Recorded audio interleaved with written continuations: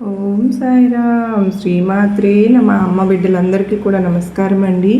అందరూ కూడా సుఖంగా సంతోషంగా ఎప్పుడూ కూడా ఆనందంగా ఉండాలి అని చెప్పి అమ్మవారి తరపున నేను కూడా మనస్ఫూర్తిగా కోరుకుంటున్నాను. ఈరోజు అమ్మవారు అందించే సందేశం ఏంటి అంటే కనుక, తల్లి ఈరోజు నువ్వు ఇది వింటే నీ గుండె జల్లమంటుంది. పొరపాటును కూడా నిర్లక్ష్యం చేయకు. ఇది నీ కుటుంబ పరువుకు సంబంధించిన విషయం. నిర్లక్ష్యం చేస్తే మాత్రం చాలా నష్టపోతావు అని చెప్పి ఏదో తెలియని సందేశంతో అమ్మవారు మన ముందుకైతే వచ్చారండి. మరి అమ్మవారు ఏమి చెప్పినా కూడా అది మన మంచి కోసమే, మన భవిష్యత్తు కోసమే అని చెప్పి మనందరికీ కూడా తెలిసిన విషయమే కదా. మరి కనుక ఈ సందేశాన్ని చివరి వరకు వినండి. అసలు అమ్మవారు ఏం చెప్పాలి అనుకుంటున్నారో పూర్తిగా తెలుస్తుంది. ఇంకా ఆలస్యం చేయకుండా వీడియోలోకి అయితే వెళ్ళిపోదాం. వీడియోలోకి వెళ్ళే ముందు ప్రతి ఒక్కరు కూడా ఈ వీడియోకి ఒక చిన్న లైక్ అయితే ఇవ్వండి.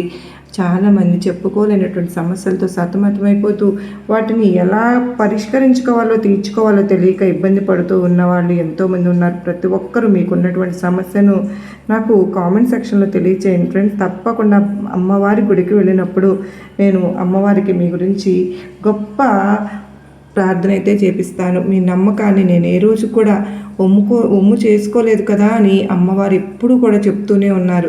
మనకు సరైన సందేశాలు సరైన సమయానికి అందిస్తూనే ఉన్నారు. మరి తప్పకుండా ఈరోజు అమ్మవారి సందేశంలో ఏం చెప్పినా కూడా అది మన మంచి కోసం మనం నమ్ముకున్న వారు ప్రతి ఒక్కరూ కూడా మన భవిష్యత్తు కోసమే. ఇప్పుడు నేను చెప్తున్నటువంటి ఒక మాటతోటి నీ గుండె జల్లుమంటుందమ్మా, కానీ మనోధైర్యంతో నువ్వు వినే ప్రయత్నం అయితే చెయ్యి తల్లి. ఈరోజు నువ్వు ఏదైతే ఇది వింటూ ఉన్నావో, ఇది విన్న తరువాత వినక ముందు ఏ విధంగా అయితే నువ్వు మానసిక స్థితిలో ఉన్నావో అదే విధంగా నీ యొక్క మానసిక స్థితిని ఉంచుకునే ప్రయత్నం అయితే చెయ్యి బిడ్డ. ఎందుకు అని అంటే, నువ్వు అలా ఉండగలిగితేనే నీ ఇంటి పరువుని నువ్వు కాపాడుకోగలుగుతావు.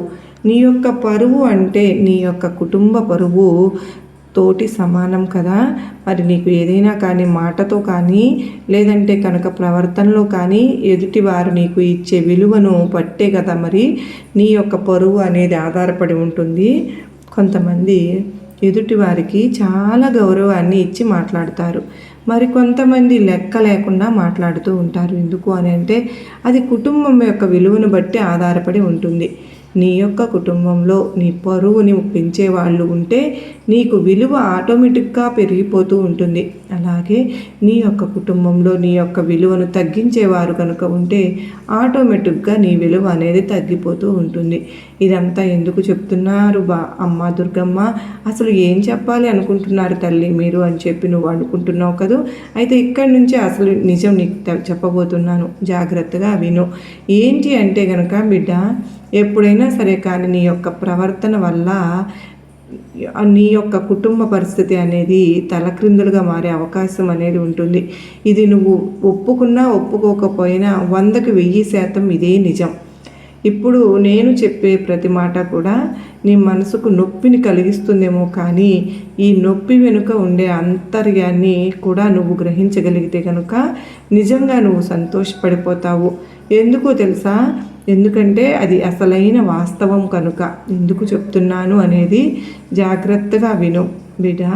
ఎప్పుడైనా సరే కానీ కుటుంబంలో ప్రతి ఒక్కరూ కూడా సంతోషంగా ఉండాలి అని చెప్పి కోరుకునే వారిలో మొదటి స్థానం నీదే ఉంటుంది.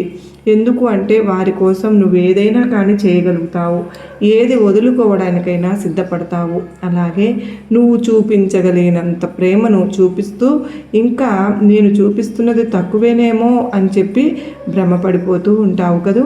ఇలా ఎందుకు చెప్తున్నాను అంటే కనుక, ఎప్పుడైనా సరే కానీ కుటుంబంలో ఉదాహరణకు నలుగురు, నువ్వు నీ జీవిత భాగస్వామి, నీ 2 పిల్లలు, ఈ నలుగురిలో చూసుకునగలిగినట్లయితే నలుగురి మనస్తత్వాలు విభిన్నంగా అంటే చాలా వేరుగా ఉంటాయి. కొంతమంది అతిగా కోప్పడే వాళ్ళు ఉంటారు, కొంతమంది నిదానంగా ఎదుటి వారికి కోపాన్ని తెప్పించేవారు ఉంటారు. అంటే ఇలాగే మరికొంతమంది ఎదుటివారి యొక్క మనసుతోటి ఆటలాడుకుంటూ రెచ్చగొట్టుకుంటూ వారి యొక్క సంతోషాన్ని, అంటే అదొక సైకో సంతోషాన్ని పొందుతూ కూడా ఉంటారు. కుటుంబంలో నలుగురు ఒకే జాతికి చెందిన వాళ్ళే అయితే ఆ కుటుంబంలో ఎటువంటి మాట కూడా బయటకు వినిపించదు. అలా కాకుండా కుటుంబంలో ఉండే నలుగురు యొక్క మానసిక స్థితి అనేది ఒడిదుడుకులుగా ఉంటే మాత్రం ఆ కుటుంబం యొక్క పొరుగు అనేది చాలా తేలికగా బయటపడిపోతూ ఉంటుంది. ఎప్పుడైనా సరే కుటుంబం అంటే ఇప్పుడు మన చేతికి ఉన్న 5 వేళ్ళే ఒక రకంగా ఉండవు కదా. అటువంటిది నీ కడుపును పుట్టిన పిల్లలే నువ్వు చెప్పినట్లుగా వినాలని లేదు. అటువంటిది ఇక నీ జీవిత భాగస్వామి ఎక్కడ పుట్టాడో, ఎక్కడ పెరిగాడో, అసలు తన చిన్నప్పటి వాతావరణం అనేది ఏ విధంగా ఉందో, తన చుట్టూ పరిసర ప్రాంతాలు ఏ విధంగా ఉన్నాయో, వారి యొక్క మానసిక స్థితిగతులు ఎటువంటి పరిస్థితుల్లో ఉన్నప్పుడు పెరిగిన వ్యక్తో అది నీకు తెలియదు. ఏదో చెప్తే విన్నావు, నమ్మావు, అంతవరకే. గతం వేరు, ఇప్పుడు జరుగుతున్నది భవిష్యత్తు వేరు. ఇప్పుడు నువ్వు అతని జీవితంలోకి వచ్చావు. అతను ఏదైనా సరే కానీ నీకు చెప్పి చేయాలి అని చెప్పి నువ్వు అనుకుంటావు. కానీ అతను నీకు చెప్పకుండా చేసుకుంటూ వెళ్ళిపోతూ ఉండవచ్చు. అలాగే నీ పిల్లలు కూడా నేను ఇంత 10 నెలలు మోసి కని పెంచి అల్లారు ముద్దుగా ఇంత చిన్న బాగోలేకపోతేనే నేను తలక్రిందులైపోయి ఇంత ఇదవుతూ ఉంటే అటువంటిది ఇప్పటి రోజున నా పిల్లలు నా చెప్పిన మాట వినకుండా రెటమతంగా నడుచుకుంటున్నారు. నేను చెప్పిన మాటకు అసలు వాల్యూనే ఇవ్వడం లేదు. నేను ఏదైనా ఒక మాట చెప్పాను అంటే కనుక దానికి పూర్తిగా వ్యతిరేకంగా చేసేస్తూ ఉన్నారు. వాళ్ళకు చెప్పి నా మైండ్ దెబ్బతింటుంది తప్ప వాళ్ళు మాత్రం వాళ్ళ పరిస్థితిలో మాత్రం ఎటువంటి మార్పు అనేది జరగడం లేదు అని చెప్పి అనుకుంటున్నా. నువ్వు ఏదైతే ఉన్నావో ఇప్పుడు నీ యొక్క మానసిక స్థితిని గురించి మాట్లాడుకుందాం. ఇప్పుడు నీ యొక్క కుటుంబ పరిస్థితిని గురించి నేను చెప్పాను కదా, అది నువ్వు పూర్తిగా గ్రహించావు కదా బిడ్డ. ఇది మనసులో పెట్టుకో. ఇప్పుడు నీ పరిస్థితి గురించి మాట్లాడుకుందాం. నేను కుటుంబం మీద ఇంత ధ్యాసను పెడుతున్నాను, ఇంత ప్రేమను చూపిస్తున్నాను, ఇంతగా గౌరవాన్ని పెంచుకున్నాను, నాకంటే కూడా ఎక్కువగా నా కుటుంబాన్ని చూసుకుంటూ ఉన్నాను. అటువంటిది నా యొక్క పరిస్థితిని మాత్రం ఎవ్వరూ పట్టించుకోవడం లేదు. నేను తిన్నానా, లేదంటే పడుకుంటున్నానా లేదా, పడుకోవడం లేదా ఏమైనా ఆలోచిస్తున్నానా, లేదంటే నాకు ఏదైనా హెల్త్ ప్రాబ్లమ్స్ ఉన్నాయా, లేకపోతే నేను ఏదైనా ఒక సమస్యలో ఇరుక్కుపోయానా, ఏది కూడా ఎవ్వరు కూడా నా గురించి ఆలోచించడం లేదు, నా గురించి పట్టించుకోవడమే లేదు. నేను మాత్రం చిన్నది వాళ్ళకు ఏదైనా కానీ కాలికి ముళ్ళు గుచ్చుకున్నా కూడా 10 సార్లు తీవ్రంగా ఆలోచిస్తూ ఉంటాను. కానీ నాకు ఏదైనా పెద్ద సమస్య వచ్చినా సరే వాళ్ళు ఈ చెవితో విని ఆ చెవితో వదిలివేస్తున్నారు. ఇది ఎలా అసలు దుర్గమ్మ, ఇది ఎలా జరుగుతుంది, అసలు ఏం జరుగుతుంది, ఎందుకు వాళ్ళకు నా మీద కక్షణ, ప్రేమన, నిర్లక్ష్యమా, లేదా నేను వాళ్ళ మీద అతిగా ప్రేమను చూపించాను కదా అని చెప్పి వారు నా మీద తక్కువ ప్రభావంతో తక్కువ ప్రేమతోటి ఉంటున్నారా, అసలు ఏం జరుగుతుంది తల్లి అని చెప్పి నువ్వు ఒక క్వశ్చన్ మార్క్ అయితే ఎప్పుడు కూడా ఉంటుంది. అది నాతో చెప్తూ ఉన్నావు బిడ్డ. దీనికే చెప్తున్నానమ్మా, కుటుంబంలో ముగ్గురు నీ మీద ఆధారపడి ఉన్నప్పుడు ఈ ముగ్గురు సంతోషంగా ఉండాలి అంటే మొదట నీ యొక్క సంతోషాన్ని నువ్వు దూరం చేసుకోవాలి. దీనివల్ల నీకు కలిగే ఉపయోగం ఏంటి అంటే కనుక భార్యాభర్తల మధ్య మానసికమైనటువంటి సమస్యలు తగ్గిపోతాయి. ఒకరు తను ఎటు నీ మాట వినడం లేదు కదా, నువ్వు ఎంత చెప్పినా కూడా నేను పట్టించుకోవడం లేదు కదా, అసలు నీ యొక్క మాటకే గౌరవం అనేది ఇవ్వడం లేదు అని అనుకుంటూ ఉన్నప్పుడు నువ్వు మొదటిగా చేయవలసింది ఏంటి అంటే కనుక నువ్వు చేయాల్సిన ప్రయత్నాలన్నీ కూడా నువ్వు చేసావు. నువ్వు ఏదైతే వద్దు అంటున్నావో, ఏదైతే ఆపేయాలి అని చెప్పి అనుకుంటున్నావో, ఎక్కడితో అయితే స్నేహాలు బంద్ చేయాలి చేయించేసేయాలి అని చెప్పి నువ్వు అనుకుంటున్నావు, ఏది కూడా నీ అరుపుల వల్ల కానీ కేకల వల్ల కానీ 1% కూడా మార్పు రాలేదు కదా. అటువంటప్పుడు నువ్వు ఎంత చెప్పినా కూడా అవతలి వారు మారరు అని చెప్పి నీకు తెలిసినప్పుడు ఆటోమేటిక్గా అక్కడ నువ్వు మొదటగా చేయవలసింది ఏంటి అంటే కనుక నువ్వు మారాలి. అంతే. అవునమ్మా, నువ్వు ఈ విధంగా చెప్పడం మారాలి. అతను మారడం వల్ల నీకు సంతోషం వస్తుంది. నేను కాదు అనడం లేదు, కానీ అది జరగనప్పుడు అంటున్నాను. అతని వల్ల నువ్వు ఎందుకు బాధపడుతున్నావు? ఇక్కడ నీ యొక్క మానసిక స్థితిని నువ్వు మార్చుకోవాలి కదా. ఇది మొదటి ప్రశ్న. ఎందుకంటే కొన్ని సంవత్సరాలు ప్రయత్నించావు, అవునా? ఈ యొక్క ప్రయత్నంలో నీకు విఫలమే తప్ప సఫలమైందా ఏ రోజు కూడా జరగలేదు కదా. కనుకనే ఇది ఇక రెండవది చెప్పన, జాగ్రత్తగా వింటావా? ఇక పిల్లల విషయానికి వస్తే, పిల్లలు చెప్పిన మాట వినరా దుర్గమ్మ. అస్సలు నేను వాళ్ళని కంట్రోల్లో పెట్టాలి అనుకోవడం తప్ప మంచికి చెడుకు నేను తేడా వివరించి చెప్పి ప్రయత్నం చేస్తే కనుక ఒక చోట కూర్చున్న వాళ్ళు కూడా వెళ్ళి మరొక చోట కూర్చుంటున్నారు. దుర్గమ్మ తల్లి, నా మాటలు అంతగా ఎగిటి వేసిపోయాయా? నేను అంత పరాయిదాన్ని అయిపోయానా? ఏదైనా చెప్తుంటే ఏం చెప్పాలనుకుంటున్నావు కూడా నాకు తెలుసులేమ్మా అని చెప్పి ముందుగానే ఆనకట్లు వేసేస్తున్నారు. చెప్పే మాటలకు అన్నీ మాకు తెలుసు అన్నట్లుగా మాట్లాడుతున్నారు. ఇది మంచిది కాదమ్మా. ఈ వయసులో ఇటువంటివన్నీ కూడా జరుగుతూ ఉంటాయి. వాటిని నువ్వు కంట్రోల్ చేసుకుని నువ్వు స్నేహం దగ్గర ఎంతవరకు ఉండాలి, అలాగే పరాయి వాళ్ళ దగ్గర ఎలా నడుచుకోవాలి, నీ యొక్క బిహేవియర్ ఏ విధంగా ఉండాలి, చదువు యొక్క విలువ ఏంటి, తల్లిదండ్రులను ఎలా గౌరవించాలి, ఇవన్నీ చెప్తూ ఉంటే నువ్వేం చెప్పాల్సిన అవసరం లేదని చెప్పి కొంచెం ఎక్కువ మాట్లాడితే అసలు అక్కడి నుంచి లేచి వెళ్ళిపోయి మీతో మాట్లాడకుండా పలకకుండా కూడా ఉంటే స్టేజ్లోకి నీ పిల్లలు వచ్చేసారు అంటే ఎంతగా ఎదిగిపోయారో ఒక్కసారి ఆలోచించు. ఇక్కడ నువ్వు అంటున్నావు ఈ వయసులో ఇలాగే జరుగుతుందమ్మా, నువ్వు కంట్రోల్ ఉండగలిగితే నీ లైఫ్ సెటిల్ అవుతుంది అని చెప్పి కదా. ఇదే వయసులో పిల్లలకి తల్లిదండ్రులకు ఎదురు తిరగడం కూడా జరుగుతూ ఉంటుంది. పిల్లలకు తల్లిదండ్రులు ఎంత ఫ్రెండ్లీగా కూడా ఉన్నా, ఎంత స్నేహపూర్వకంగా ఉన్నా ఖచ్చితంగా తల్లిదండ్రులను ఈ వయసులో పిల్లలు ఎదిరించే మాట్లాడతారు. కొన్ని దాస్తారు కూడా, కొన్ని రహస్యాలు వారికి ఉంటాయి. అవి మీతో చెప్పడానికి ఇష్టపడరు. చెప్తే ఏమైనా అంటారు అన్న భయం కన్నా కూడా చెప్పడం వల్ల ఈ క్లాసులు పీకడాలు ఎక్కువైపోతాయి అన్న భయంతో చెప్పకుండా వదిలేస్తున్నారు. ఇక్కడ పరిస్థితి ఏదైనా సరే కానీ ఆ పిల్లలకి నష్టం జరిగితే నువ్వే బాధపడాలి, ఆ పిల్లలకు కష్టం వస్తే నువ్వే బాధపడాలి. మరి ఇక్కడ పరిష్కారం ఏంటి అన్న విషయానికి వస్తే నువ్వు చెప్పాల్సినటువంటి పద్ధతి డైరెక్ట్ ఫేస్ టు ఫేస్ కాదు, ఇండైరెక్ట్ టు ఫేస్ టు. అంటే నువ్వు ఏదన్నా చెప్పాలి అనుకుంటూ ఉన్నప్పుడు నీ యొక్క చుట్టుపక్కల పరిసర ప్రాంతాలలో ప్రేమ వల్ల పెళ్లి చేసుకుని ఎవరైతే వారి జీవితంలో నష్టపోయిన విషయాలు ఉన్నాయో వాటిని అసలు నీ బిడ్డకు దానికి సంబంధం లేదు అన్న విధంగా వారికి తెలియకుండానే వారి యొక్క మైండ్ సెట్ని మార్చే రీతిలో నీ తెలివి ఉండాలి. ఇక రెండవది ఏంటో చెప్పనా అంటే కనుక ఎప్పుడైనా కానీ నీ బిడ్డ ఏదైతే అది కరెక్ట్ అని చెప్పి అనుకుంటూ ఉంటుందో అది చేయడం వల్ల ఎంతమంది ఎన్ని రకాలుగా నష్టపోయారో నువ్వు తెలుసుకోవాల్సిన రెండవ పాయింట్ ఇది. అంటే ఇక మూడవ పాయింట్ ఏంటి అంటే కనుక వారితో కొంచెం క్లోజ్నెస్ తగ్గించేసుకుని కఠినంగా ఉండడం మొదలు పెట్టాలి. అదేంటి దుర్గమ్మ తల్లి, పిల్లలతో కఠినంగా ఎలా ఉండమంటారమ్మా? ఈ యొక్క సృష్టిలో మేమే కదమ్మా పిల్లల్ని ప్రేమించేది. ఇంకా మా ప్రేమ కూడా వాళ్ళకు అందకుండా ఉంటే, కఠినంగా ఉంటే పిల్లలు ఒంటరి వాళ్ళు అయిపోరా తల్లి అనే భావన నీకు వస్తుంది కదూ. కానీ నువ్వు ఎంత ప్రేమించినా ఈ వయసులో వారికి తెలియదు. నువ్వు ఎంత దగ్గర అవ్వాలని చెప్పి చూసినా నిన్ను ఖచ్చితంగా దూరం పెట్టే ప్రయత్నం చేస్తారు. వారికి తెలిసే వయసు 25 దాటిన తరువాత మాత్రమే. ఆ 25 దాటిన తరువాత వారు ఈ యొక్క మిగతా సంవత్సరాల క్రితం అంటే 25 లోపు 14 నుంచి 25 లోపు వారి యొక్క మెంటాలిటీలో ఏ విధమైనటువంటి చెడు మార్పులు జరగకుండా ఉంటేనే 25 దాటిన తరువాత అయినా నీ మీద ప్రేమ అనేది తెలుస్తుంటుంది. లేకపోతే వాళ్ళకు 40 రావాలి నీ మీద ప్రేమ దొరకాలి అంటే కనుక ఇక్కడ వారి భవిష్యత్తు ఏమైపోతుందో తెలుసా? ఎలా జరుగుతుందో ఇదంతా కూడా ఎవ్వరూ చెప్పలేనటువంటి విషయం.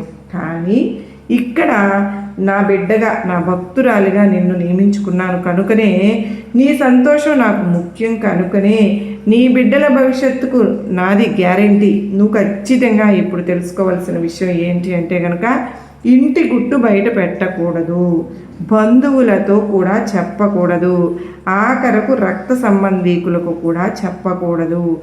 మనవాళ్లే కదా అని చెప్పి ఎవరిని కూడా నమ్మకూడదు. నీ జాగ్రత్తలో నువ్వు ఉండాలి. అలా అని చెప్పి దేనికి కూడా భయపడకూడదు, కంగారు పడకూడదు. అలాగే ముఖ్యంగా తెలుసుకోవాల్సిన విషయం ఏంటి అంటే కనుక బిడ్డ, ఎప్పుడైనా సరే కానీ ఒక మనిషి తన విలువను తానే కాపాడుకునే క్రమంలో కొన్ని సంతోషాలను వదిలిపెట్టుకోవలసి వస్తుంది. నువ్వు కూడా నీ విలువను నువ్వు కాపాడుకునే క్రమంలో నువ్వు వదులుకోవలసినటువంటి సంతోషాలు ఏంటి అంటే కనుక ఖచ్చితంగా నువ్వు ఎక్స్ప్రెషన్స్ అంటే ఆశించడం అంటే ఎక్స్పెక్టేషన్స్ అంటారు కదా, ఏదైతే ఉంటుందో అంటే ఎదుటి వారి నుంచి ప్రేమ కానీ, ఎదుటి వారి నుంచి డబ్బు కానీ, ఎదుటి వారి నుంచి పొగడ్తలు కానీ, ఎదుటి వారి నుంచి ఇంకా ఏదైనా సరే కానీ చేయటం ఆశించడం అనేది సరైనది కాదు. ఆశించడం అనేది ఆశించడం నీ దగ్గర ఉన్నంతకాలం నీకు తృప్తి అనేది ఉండదు, అసంతృప్తే మిగులుతుంది. నీ జీవితం నువ్వు తృప్తిగా గడపాలి అనుకుంటే ఎదుటి వాళ్ళ నుంచి ఏది కూడా నాకు కావాలి అని అనుకోవద్దు. అర్థమైంది కదా?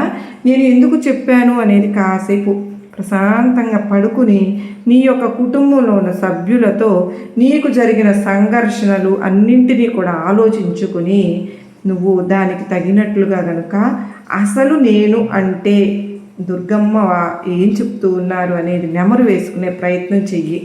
దుర్గమ్మ ఏం చెప్తున్నాను అనేది నీకు ఖచ్చితంగా అర్థమవుతుంది. నీకు ఎక్కడైనా కానీ ట్రిగర్ అయింది అంటే కనుక నీ జీవితానికి ఇది సంబంధించిన విషయం, దీన్ని నువ్వు గనక ఇప్పుడు నిర్లక్ష్యం గనక చేశావు అంటే గనక నీ యొక్క పరువు, కుటుంబ పరువు ఒక్కసారి బజార్ను కూడా పడిపోతుంది అని. అంటే అక్కడ వచ్చేది ఒకటే కానీ జనాలు పుట్టించుకునేది 10. ఈ 10కి ఇంకొక 10 మంది తోడయ్యారనుకో ఊరంతా కూడా స్ప్రెడ్ అవుతుంది. దీనివల్ల నష్టం తప్పితే నీకేమైనా లాభం ఉంటుందో చెప్పు?